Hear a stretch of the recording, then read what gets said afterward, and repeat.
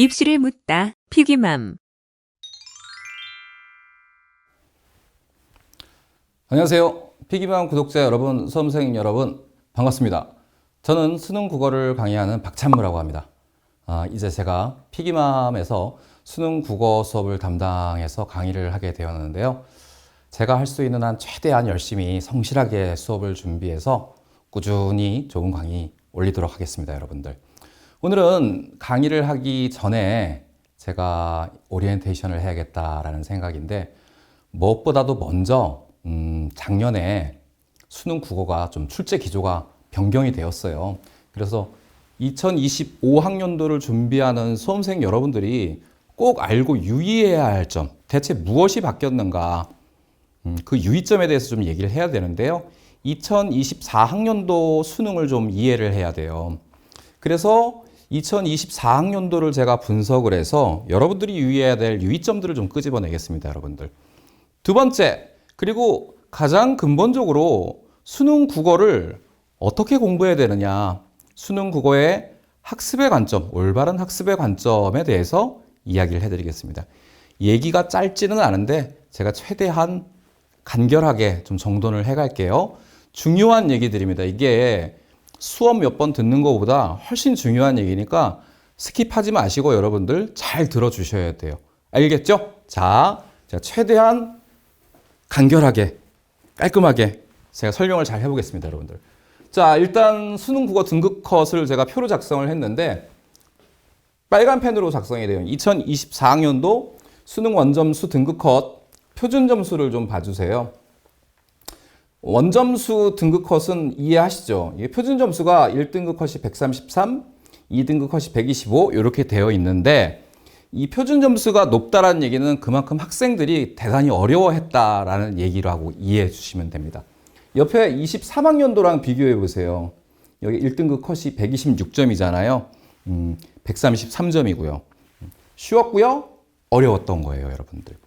이 비견되는 수준의 난이도를 가지고 있었다라고 우리가 평가할 수 있는 건 2019학년도인데, 2019학년도라면 가장 악명 높았던 수능이었어요. 제가 기억이 나는데요. 독서 지문들이 진짜 어려웠어요. 과학 지문에 서양과 동양의 우주론 이래가지고 만류인력 법칙 설명도 들어있고 문제로 출제가 됐었는데, 어떤 사람이 비아냥거리냐고 이게 과학 시험이냐 국어 시험이냐 모르겠다 막 이런 얘기도 하고 그랬었어요. 인문 지문으로는 논리학 지문이 출제가 됐는데 가능 세계를 설명하는 지문이었거든요.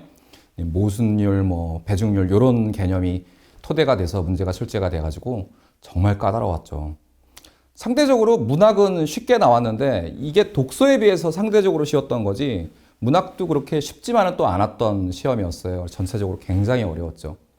그래서 2019학년도에 비하면 2024학년도가 제 관점에서 객관적으로 볼 때는 쉬웠습니다. 근데 왜 이렇게 어려웠냐? 표점상으로 보면은 얘가 더 높거든요. 왜 이렇게 어려웠냐? 이 얘기는 학생들이 그만큼 어려워했다. 체감도라고 하잖아요. 체감 난이도는 훨씬 높았다라는 거예요. 이걸 그냥 단순히 학생들이 공부를 못했다 이렇게만 얘기하고 지나가 버리면요, 속은 후련할지 모르겠는데 이제 2025학년도를 준비하는 여러분들 입장에서는 그렇게 보시면 안 됩니다. 왜냐? 이게 출제 기조를 변경했다라는 문제와 긴밀한 상관관계가 있다라고 생각해 보세요. 그럼 이제 이 출제 기조 변경된 걸 여러분들이 모른 채 준비를 하면 여러분들도 똑같은 일을 겪을 수 있다라는 거죠. 혹 2024학년도 수능시험을 보시고 다시 준비하시는 분이 계신가요? 이거 분명히 짚어야 돼요. 분명히 확인해야 됩니다. 자, 그래서 깊이 들어갑시다. 대체 어떤 변화가 있었길래 이렇게 어려워들 했나? 그걸 제가 확인하기 위해서 학생들이 어떤 문제를 틀렸는지를 이해해 보려고 EBS 사이트에 가서 오답률 15위라는 페이지를 갔습니다. 해마다 오답률이 가장 높은 15개의 문항을 꼽아놔요. 6월 모평, 9월 모평도 꼽아두죠. 그래서 항상 학생들이 주로 어떤 문제를 틀리는지 거기 가서 확인을 해요. 왜냐하면 선생님들이 느끼는 난이도랑 학생들이 느끼는 난이도가 좀 차이가 나는 편이에요, 여러분들. 물론 매가에 가도 비슷한 페이지는 있어요. 문학마다의 이 오답률, 거긴 정답률이군요. 정답률이 적혀 있는데요. 아무래도 메가는 좀 재수생들이 많이 접속을 해서 기록을 남기고요.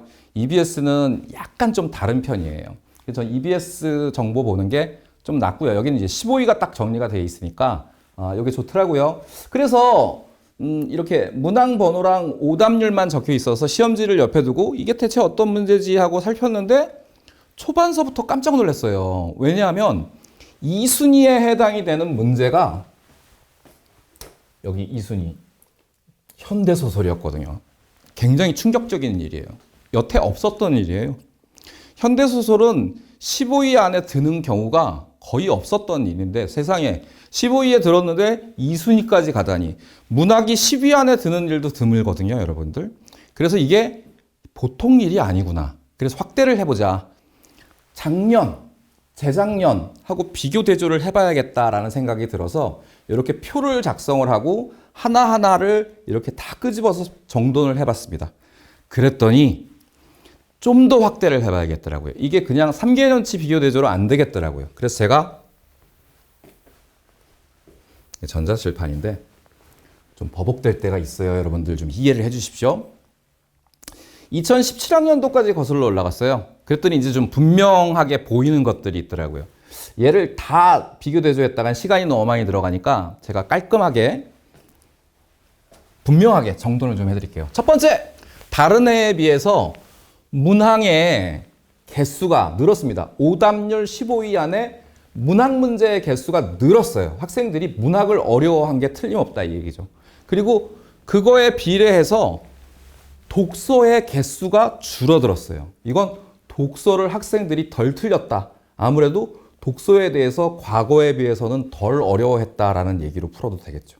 자, 첫 번째 특징이에요, 여러분들.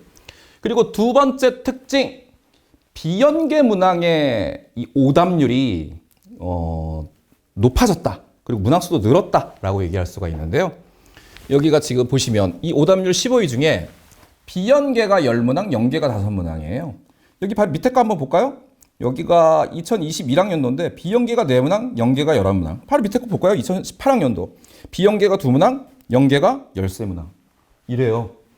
다른 동네도 비슷한 상황인데 여기는 지금 비연계가 10문항. 비연계가 뭔지 아시죠? EBS에 연계되지 않은 지문들이에요.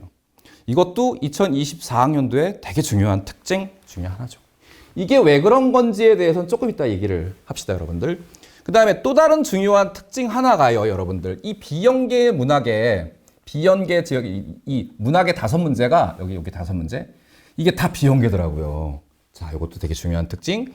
그리고 이 비연계의 5개 문항 중에 현대소설이 3문항, 15위 안에 현대소설이 3문항이나 들어와서 이전에 수능 출제하고는 다르게 현대소설이 굉장히 문항이 어렵게 출제가 되었다. 정확하게 말하면 지문이 어렵게 출제가 됐어요.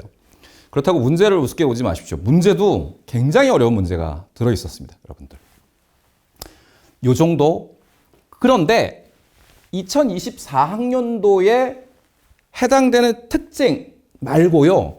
해마다 빈번하게 나타나는, 계속 일관되게 나타나는 문제점도 하나 있어요. 보이세요? 글자가 작아서 잘 안 보이죠? 있어요. 제가 여기에 정리를 했는데 이게 지금 너무 작으니까 좀 키웠습니다, 뒤에. 자, 보세요. 24학년도 수능 국어 무엇이 문제였던가? 자, 유의점에 점점 도달해가고 있습니다. 첫 번째, 문학의 오답률이 늘었고요. 독서의 오답률은 좀 줄어들었어요. 보였죠, 아까? 비연계 문학의 오답률이 늘었어요. 현대소설의 오답률이 아주 벨이란 뜻으로 V를 넣었어요. 우습죠? 오답률이 늘었고요. 자, 그 다음에 제가 아까 그 해마다 나타나는 특징, 현대시 고전수필의 세트. 이거 우리가 갈래복합 지문이라고 부릅니다.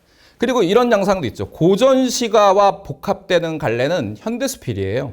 물론 고전시가가 고전수필과 결합되는 갈래복합도 있고요. 또 다른 갈래복합으로서 현대소설과 시나리오, 아니면 그 이전에는요, 현대시랑 희곡 작품이 갈래복합되는 경우도 존재합니다, 여러분들. 되게 특이한 갈래복합. 근데 일반적으로는 현대시 고전수필, 고전시가 현대수필의 갈래복합이 주로 출제가 되는데요.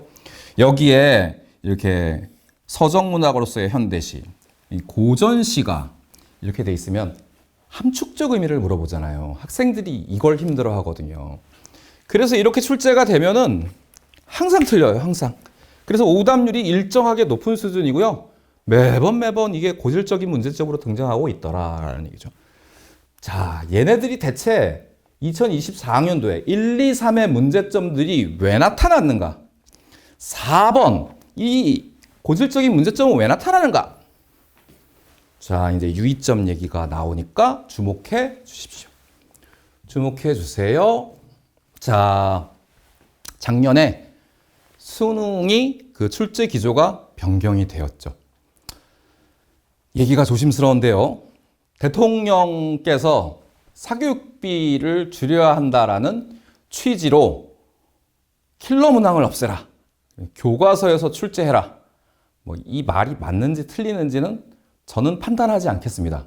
예, 목숨이 중요하기 때문에 판단하지 않겠습니다. 그 뒤에 이제 뭐 논란이 있었고요. 평가원이 나서서 출제 기조를 변경하겠다고 발표를 했죠. 네. 그리고 9월 모평이 출제가 돼서 이제 출제 기조가 변경이 된 걸로 출제를 했는데 한 번의 예시를 가지고 가르치는 저 역시도 이게 어떤 게 바뀐 거지? 킬러 문항이 없어진 건가? 좀 쉬워진 거는 같은데 분명히 판단을 못해요. 이런 점들을 변경했다라고 명시적으로 밝히지 않는 이상 한 번의 예시로 알 수 있는 것들이 그렇게 많지는 않거든요. 학생들은 더더욱 그렇겠죠. 수능이 출제가 됐습니다. 이건 정말 멘붕 상황인 거죠, 여러분들.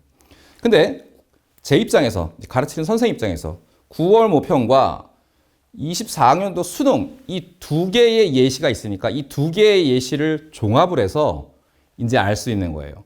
아, 이런 것들을 바꿨구나. 그렇죠. 뒤늦게 알 수 있는 거죠.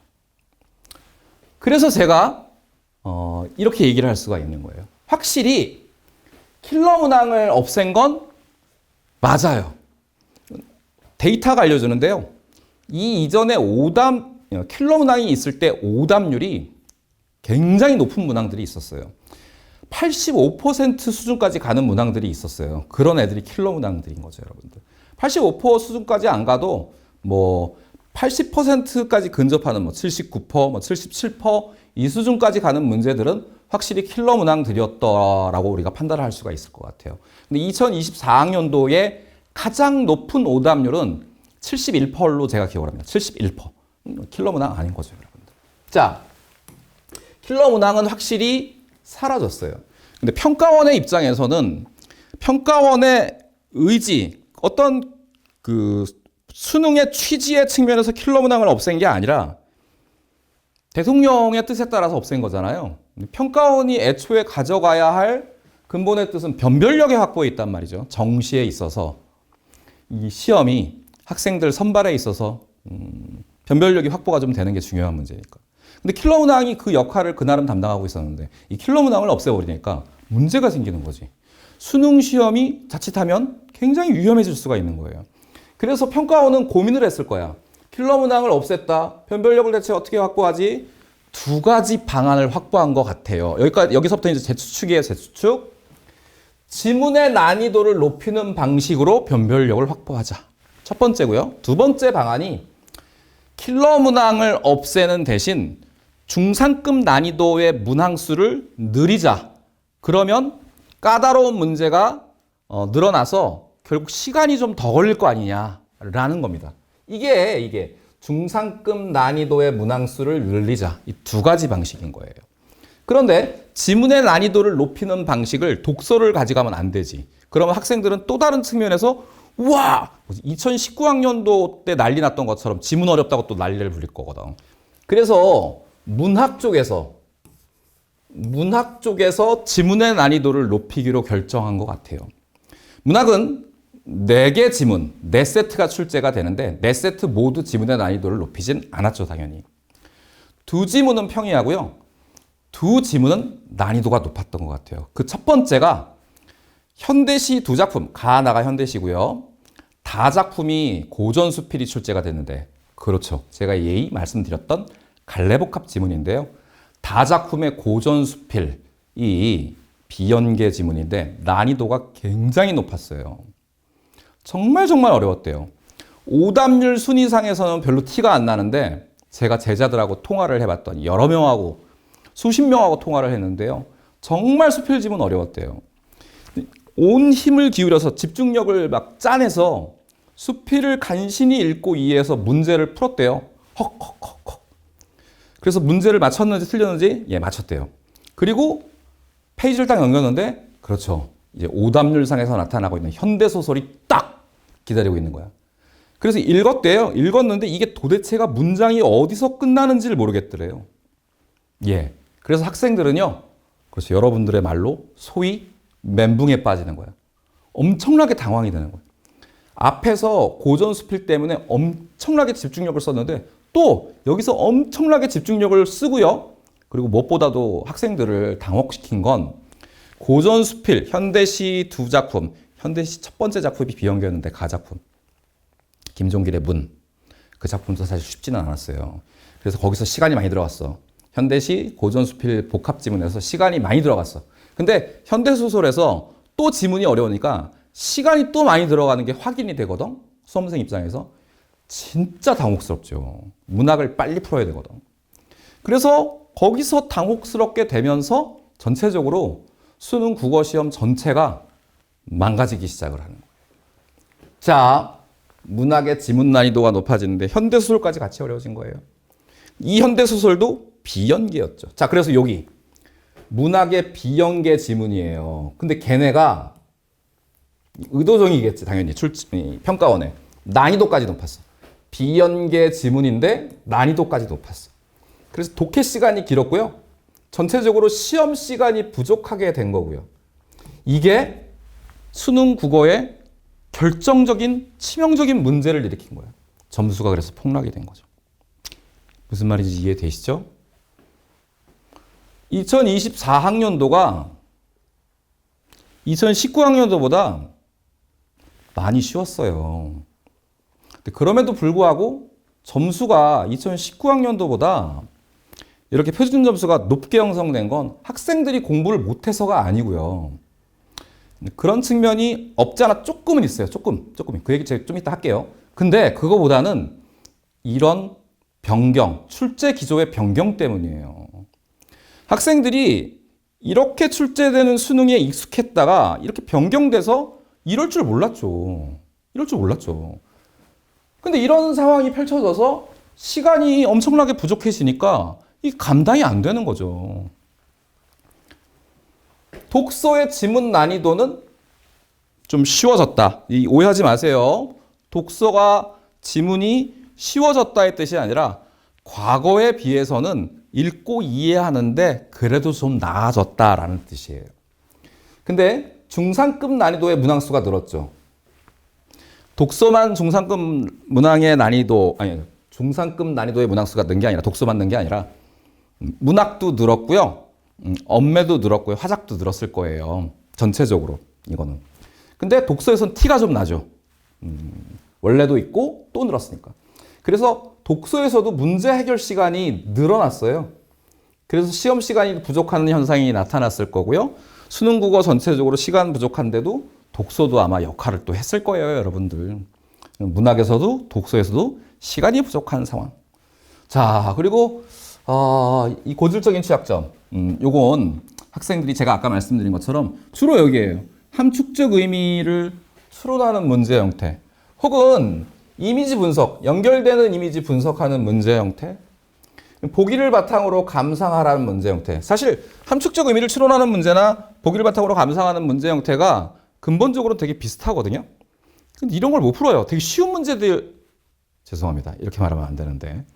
시작하는 마당에 이렇게 말씀드려서 죄송하지만 기본적인 작품의 사실 이해, 기본적인 작품의 구조 분석만 하면은 그렇게 어려운 문제들은 아닙니다.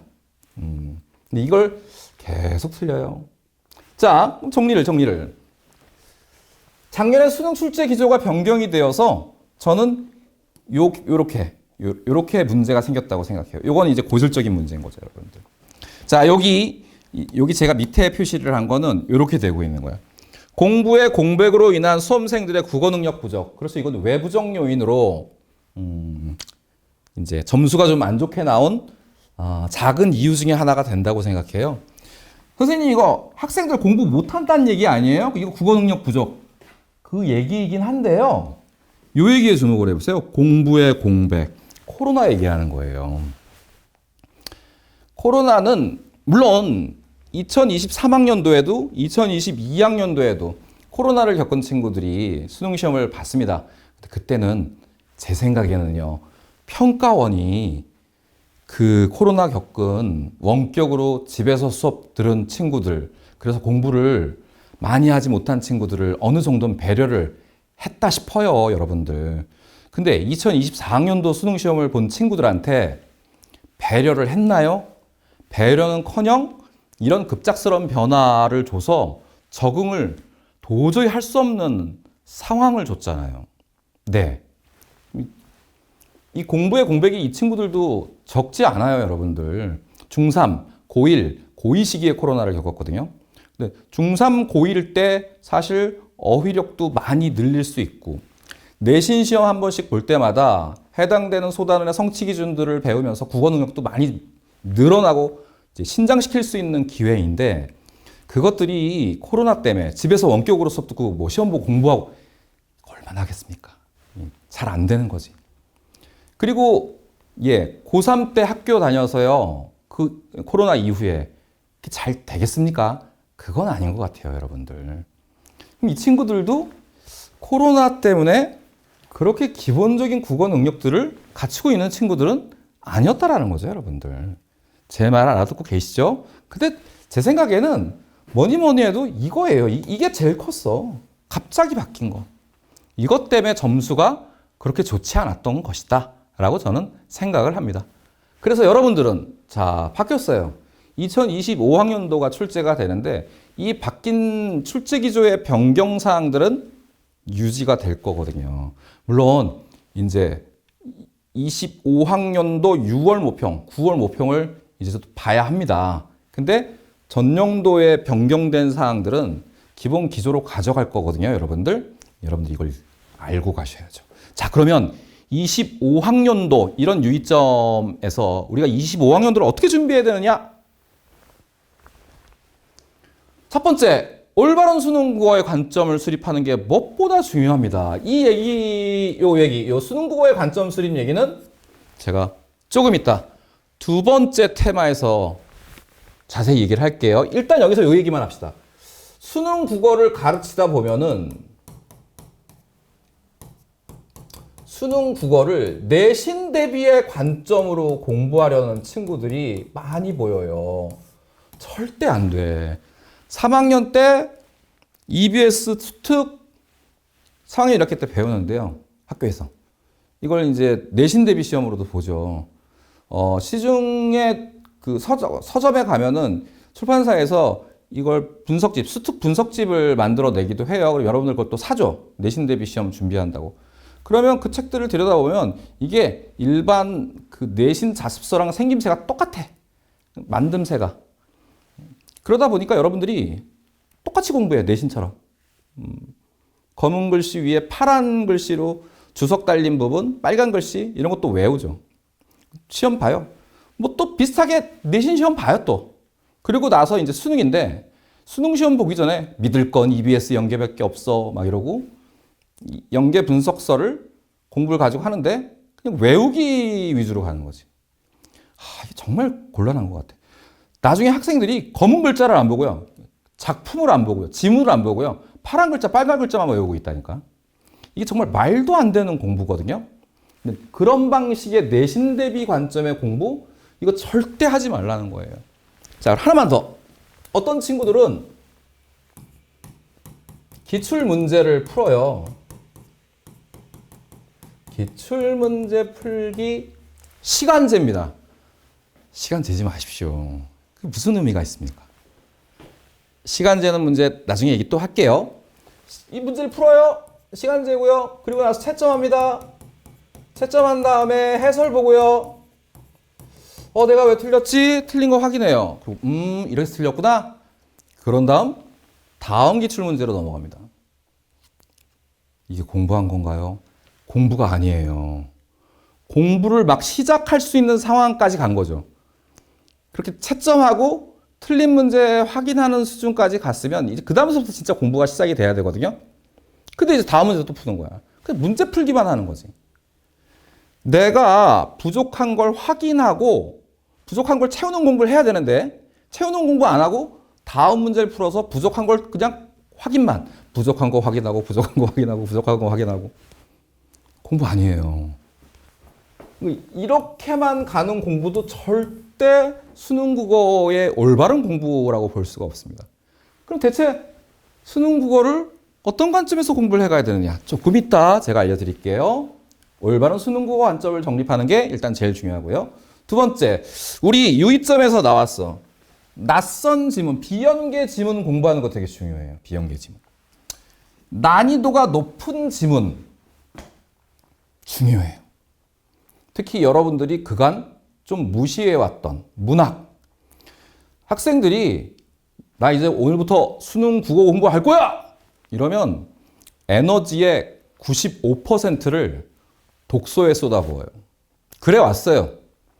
그리고 어떤 면에서는 그게 주요했는지도 모르겠어요. 근데 이제 그러면 큰일 납니다. 개박살 나는 거예요. 아유, 죄송합니다. 제가 이렇게 신성한 강의에서 험한 말 써서 고운 말 쓸게요. 이젠 안 돼요. 문학 정말 어려워요. 이 난이도 높은 지문이 이번 2024학년도에서 문학 쪽으로 지문의 난이도가 높은 것들이 몰려 있잖아요. 문학의 지문들, 난이도 높은 지문들을 읽고 이해하는데 공부가 좀 집중이 될 필요가 있어요, 여러분들. 예요. 그 다음에 고질적인 취약 영역, 이거 갈래복합 지문 얘기하는 거예요. 현대시, 고전수필. 고전시가 현대수필. 작년에 고전시가와 현대수필이 복합이 됐는데 현대수필이 김훈 선생님의 겸재의 빛이라는 수필이 나왔거든요. 근데 그 수필도 진짜 까다로웠던 것 같아요. 추세네요. 현대수필이든 고전수필이든 까다로워요, 수필이. 그러면 수필을 죽으라고 해야 되나요? 근데 이번에 2025학년도에 수필이 또 나온다는 보장이 있나요? 그게 아니죠. 예. 그렇게 예상하시면 안 돼요. 한 가지 포인트는 긴 글. 문학의 긴 글을 능란하게 읽을 수 있는 독해력. 조금 더 탁 집어 말씀드릴게요, 여러분들. 문해력을 키워야 돼요, 문해력. 문장을 읽고 이해하는 능력이요. 이 문해력을 제가 이제 조금 이따 평가원이 발간한 학습방법 안내라는 책으로 갈 건데, 사실적 이해 능력이죠. 사실적 이해 능력이 강화되어야 됩니다. 그리고 그 전에 사실 문해력에 어휘력이 포함이 돼. 우리 어휘력이 굉장히 중요해요, 여러분들. 그리고 여러분들이 80분 시간 동안 문제를 풀 때 시간이 부족해요. 그 시간 문제의 대부분이 어휘력 때문인 거 아세요? 읽다가 어휘력이 부족하니까 읽어가다가 이게 뭐지? 모르겠는데? 다시 읽어볼까? 예, 이렇게 돼요. 어휘력을 키워가셔야 돼요. 그 다음에 낯선 지문, 난이도가 높은 지문을 대비하기 위해 어휘력을 강화해야 되고요. 문해력도 강화해야 됩니다. 이게 진짜 중요한 거예요. 고질적인 취약 영역은요. 개념과 원리에 입각한 주제 파악, 내용 구조 분석을 해야 돼요. 공부 제대로 해야 된다는 얘기예요. 대충 읽고 대충 풀 생각. 옛날에 그렇게도 풀 수 있었다. 이렇게 안이한 생각으로 접근하면 안 된다라는 거예요. 제대로 공부하셔야 된다. 이렇게 가셔야 돼요. 세 번째, 독서의 경우 지문이 아주 어렵지는 않아요. 하지만 문제도 킬러 문항은 없어요. 하지만 중상급 난이도의 문항들이 개수가 늘어 있고요. 전체적으로 문제를 풀어가다 보면 시간이 많이 걸린다 이거든요. 이런 중상급 난이도의 문제들이 개수가 늘어 있으니까 우리는 문제를 풀 때 되게 논리적으로 정확하게 풀면서도 신속하게 풀어가는 연습을 해야 됩니다. 논리적 해결을 반복적으로 연습을 해야 돼. 정확하면서도 빠르게 만들어야 된다는 이거지. 근데 이때 연습의 대상은 기출문제를 풀어야 돼요. 우리가 문제 연습을 하다 보면 기출문제를 또 풀어야 돼서 답을 알아서 안 돼요. 저는 그래서 사설 모의고사 풀게요. 안 돼. 답을 알아도 괜찮아. 이 선택지는 왜 답이 안 되는지 이 선택지가 왜 답이 되는지 논리적 근거를 가지고 판단하는 연습을 하는 거지. 답을 얘다 이렇게 답을 맞추는 그걸 하는 게 아니야. 얘는 요 부분이 요게 틀렸어. 얘는 이러이러한 이유 때문에 요게 틀렸어. 이렇게 논리적 판단 연습을 하는 거예요.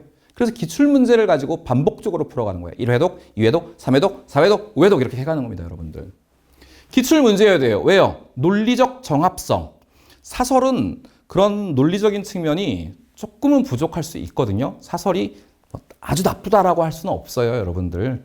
나중에 이제 우리 파이널 때는 사설 모의고사의 도움을 받기도 받아야 합니다만, 한참 여러분들이 진짜 중요한 공부를 해가는 시기, 특히 1학기 6월 모평 전, 6월 모평 끝나고 9월 모평이 되기까지의 그 기간은 제 생각엔 웬만하면 기출 문제를 반복하는 공부가 훨씬 좋습니다. 훨씬 기출 문제를 논리적으로 해결하는 것을 반복적으로 공부를 해주세요. 이게 바뀐 수능에 대비하는 주요한 유의점 확인했고요. 그 유의점에 대해서 우리가 이런 관점으로 공부를 해야 된다. 이 점을 주의해서 공부를 해야 된다라는 얘기입니다. 자, 그러면 이제 올바른 학습의 관점 이거요. 수능 국어의 관점 얘기를 제가 정돈을 해드릴게요.